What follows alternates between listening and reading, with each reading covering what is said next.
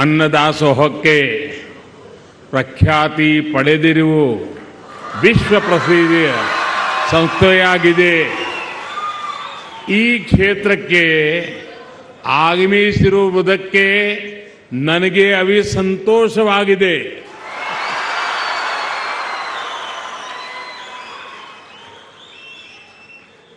श्रद्धेय श्री शिवरात्रि देशी केंद्र महास्वामी जी, श्री सिद्धेश्वर महास्वामी जी, श्री सिद्धलिंगा महास्वामी जी, कर्नाटक के मुख्यमंत्री श्री बसवराज जी, केंद्रीय मंत्रिमंडल के मेरे साथी प्रहलाद जोशी जी, कर्नाटक सरकार के मंत्री, सांसद, विधायक और सत्तूर मठ से जुड़े आप सभी श्रद्धालुगण और विशाल संख्या में यहां आशीर्वाद देने आए पूज्य संतगण, मैं मैसूरू की अधिष्ठात्री देवी माता चामुंडेश्वरी को प्रणाम करता हूं. ये मां की कृपा ही है कि आज मुझे मैसूरू आने का सौभाग्य मिला. मैसूरू के विकास के लिए कई बड़े कार्यों के लोकार्पण का अवसर भी मिला और अब मैं यहां आप सब संतों के बीच इस पुण्य कार्यक्रम में आकर के स्वयं को बहुत ही धन्यता अनुभवता हूं. और यहां से मैं मां चामुंडेश्वरी के चरणों में जाऊंगा, उनके भी आशीर्वाद लूंगा. इस आध्यात्मिक अवसर पर मैं श्री सुत्तूर मठ के संतों, आचार्यों और मनीषियों को इस मठ की महान परंपरा, उसके प्रयासों को नमन करता हूं. विशेष रूप से मैं आदि जगत गुरु शिवरात्रि शिवयोगी महास्वामी जी को प्रणाम करता हूं, जिन्होंने इस आध्यात्मिक वटवृक्ष के बीज रोपा था. ज्ञान और अध्यात्म की उस महान परंपरा को आज सुत्तूर मठ के वर्तमान मठाधीश परम पूज्य श्री शिवरात्रि देशी केंद्र महास्वामी जी के आगे बहुत तेजी से उसको फल फूल रहा है. श्री मंत्र महर्षि जी द्वारा शुरू की गई पाठशाला ने श्री राजेंद्र महास्वामी जी के मार्गदर्शन में इतना विशाल प्रकल्प लिया. भारतीय संस्कृति और संस्कृत शिक्षा के लिए इट पाठशाला के नए भवन का लोकार्पण भी आज हुआ है. मुझे विश्वास है कि अपने इस आधुनिक और भव्य स्वरूप में ये संस्थान भविष्य निर्माण के अपने संकल्पों को उसे और अधिक विस्तार देगा. मैं इस अभिनव प्रयास के लिए आप सभी को सर झुका करके अभिनंदन भी करता हूं, अनेक अनेक शुभकामनाएं भी देता हूं. साथियों, आज मुझे श्री सिद्धेश्वर स्वामी जी द्वारा नारद भक्ति सूत्र, शिव सूत्र और पतंजलि योग सूत्र पर अनेक भाष्यों के लोकार्पण का भी अवसर मिला है. पूज्य सिद्धेश्वर स्वामी जी भारत की उस प्राचीन ऋषि परंपरा का प्रतिनिधित्व कर रहे हैं जिसे शास्त्रों में श्रुत परंपरा कहा गया है. श्रुत परंपरा यानी जो सुन लिया उसे मस्तिष्क और हृदय में धारण कर लिया. विश्व योग दिवस के अवसर पर पतंजलि योग सूत्र का भाष्य, नारद भक्ति सूत्र और शिव सूत्र के जरिए भक्ति योग और ज्ञान योग को सहज सुलभ बनाने का ये प्रयास, इसका लाभ न केवल भारत को बल्कि पूरे विश्व को मिलेगा। और मैं आज जब आप सबके बीच में हूं तो मैं कर्नाटक के जो विद्वत जन है उनसे प्रार्थना करूंगा कि दुनिया में समाज विज्ञान पर जो कुछ भी लिखा गया है पिछले 4-5 शताब्दियों में, अगर उसका अध्ययन करेंगे तो इस विषय के जानकार लोग इस बात पर पहुंचेंगे कि नारद सूक्त उससे भी पुराना है और समाज विज्ञान का एक बहुत बड़ा उत्कृष्ट संपुट हमारे पास है। दुनिया के लिए आवश्यक है कि एक बार अध्ययन करें। जो पश्चिम के विचारों को जानते हैं वो कभी नारद सूक्त के माध्यम से दुनिया को देखने का, समाज व्यवस्था को देखने का, मानवीय मूल्यों को देखने का अद्भुत ग्रंथ ये नारद सूक्त है। और उसको आज आधुनिक परिभाषा में परिभाषित किया है। समाज की बहुत बड़ी सेवा की है आपने। साथियों, हमारे शास्त्रों में कहा गया है कि ज्ञान के समान पवित्र कुछ भी नहीं है और ज्ञान का कोई विकल्प भी नहीं है। और इसलिए हमारे ऋषियों ने, मनुष्यों ने भारत को उस चेतना के साथ गढ़ा जो ज्ञान से प्रेरित है, विज्ञान से विभूषित है, जो बोध से बढ़ती है और शोध से सशक्त होती है।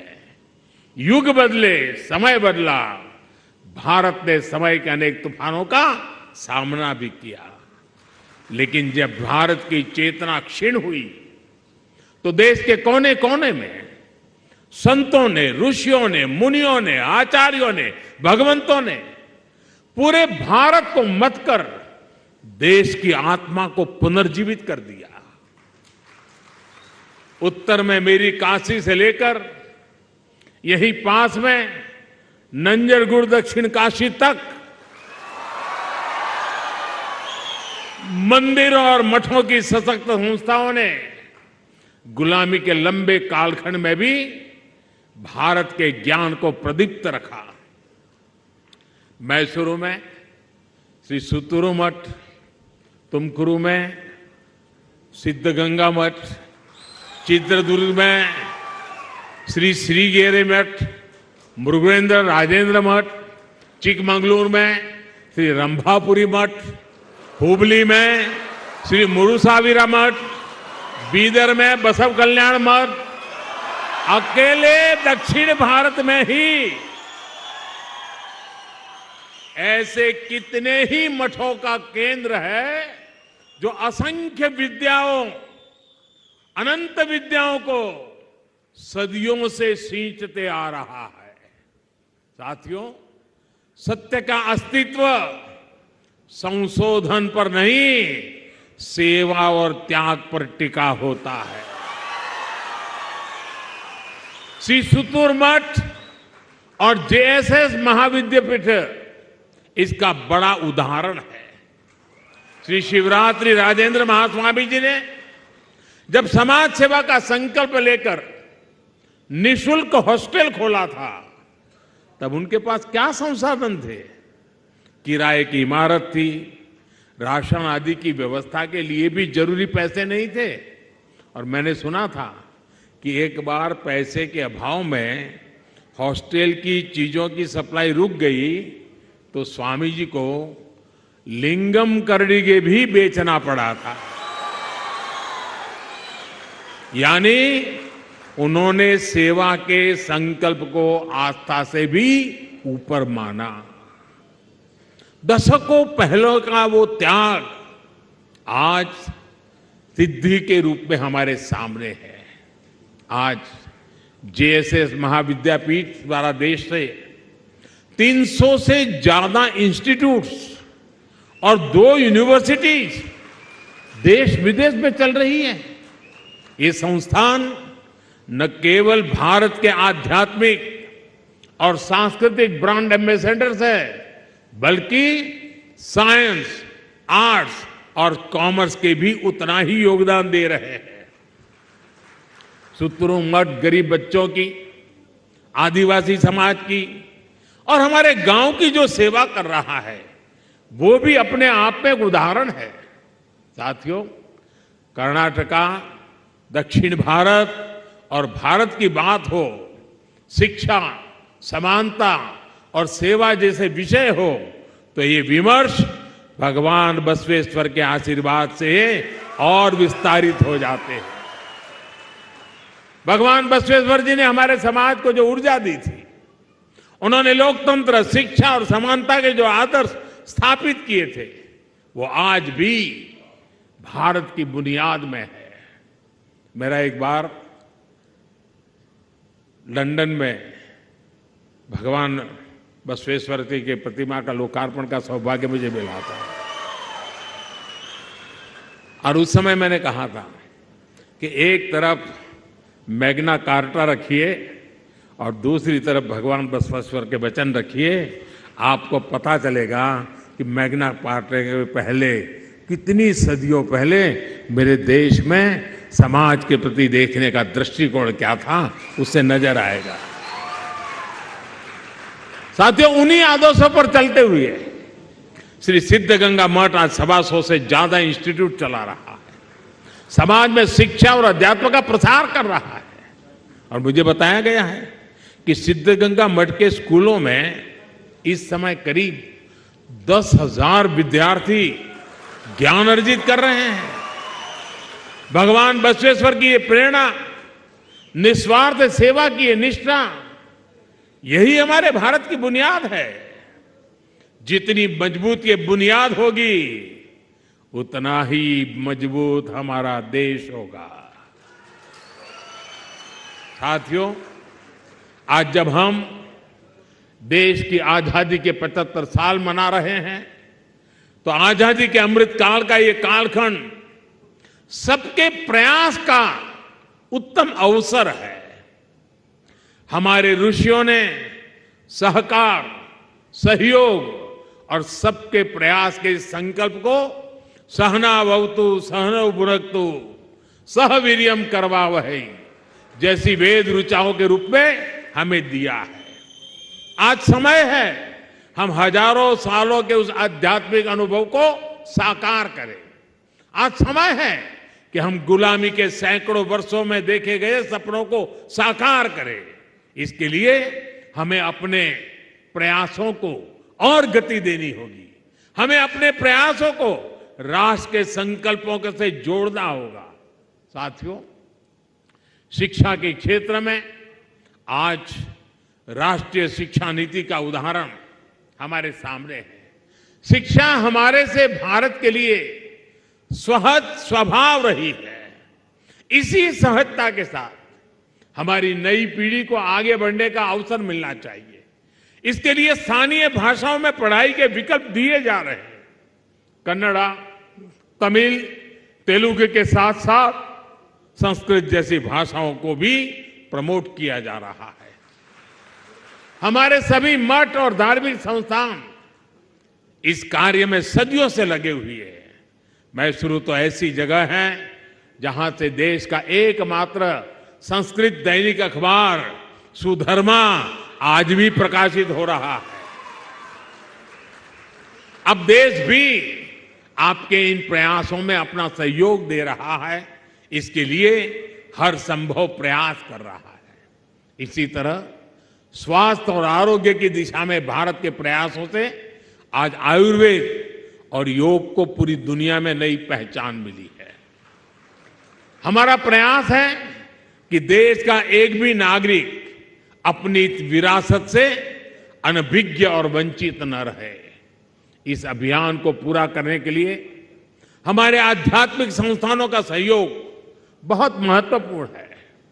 ऐसे ही बेटियों की पढ़ाई लिखाई के लिए, जल संरक्षण के लिए, पर्यावरण के लिए और स्वच्छ भारत के लिए भी हम सबको मिलकर आगे आना होगा। एक और महत्वपूर्ण संकल्प प्राकृतिक खेती का भी है। हमारा अन्न जितना शुद्ध होगा, हमारा जीवन भी, और अन्न शुद्ध हो तो मन शुद्ध, उतना ही स्वस्थ और पवित्र होगा। मैं चाहूंगा कि इस दिशा में भी हमारे सभी धार्मिक मठ और संस्थान आगे आकर लोगों को जागरूक करें। हमारी इस भारत माता, हमारी इस धरती माता, उसको हम केमिकल से मुक्त करें। इसके लिए हम जितना करेंगे, ये मां के आशीर्वाद सदियों तक हमारे काम आने वाले हैं। साथियों, जिस कार्यों में संतों का प्रयास जुड़ जाता है, उस कार्य में आध्यात्मिक चेतना और ईश्वरीय आशीर्वाद भी जुड़ जाता है। मुझे विश्वास है आप सभी संतों का आशीर्वाद निरंतर देश को मिलता रहेगा। हम साथ मिलकर नए भारत का सपना पूरा करेंगे। और आज मेरे लिए बहुत सौभाग्य की पल है, पूज्य संतों ने जिस प्रकार से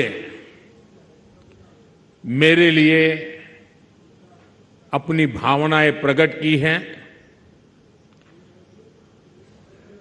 मैं जानता हूं जो कुछ भी मेरे लिए कहा गया है, अभी मुझे वहां तक पहुंचने के लिए बहुत कुछ करना बाकी है। लेकिन मुझे इस बात का भरोसा है कि संतों के आशीर्वाद, हमारी महान सांस्कृतिक विरासत और आप सब संतों की मुझसे जो अपेक्षाएं हैं, आप ही मुझे गढ़ते रहेंगे, आप ही मुझे दिशा देते रहेंगे। और मैं आपके दिशा निर्देश से, संतों के मार्गदर्शन से, महान विरासत की प्रेरणा से उन कार्यों को पूरा कर पाऊं, ये ऐसे आशीर्वाद आप लोग मुझे दीजिए ताकि मेरे काम में कोई कमी न रह जाए और आपकी अपेक्षाएं अधूरी न रह जाए। इसी एक मेरी भावना को व्यक्त करते हुए मुझे आप सबके बीच में आने का अवसर मिला। मेरा जीवन धन्यता अनुभव कर रहा है। मैं फिर एक बार आपका आभार व्यक्त करता हूं। एल्लारिगो नमस्कार।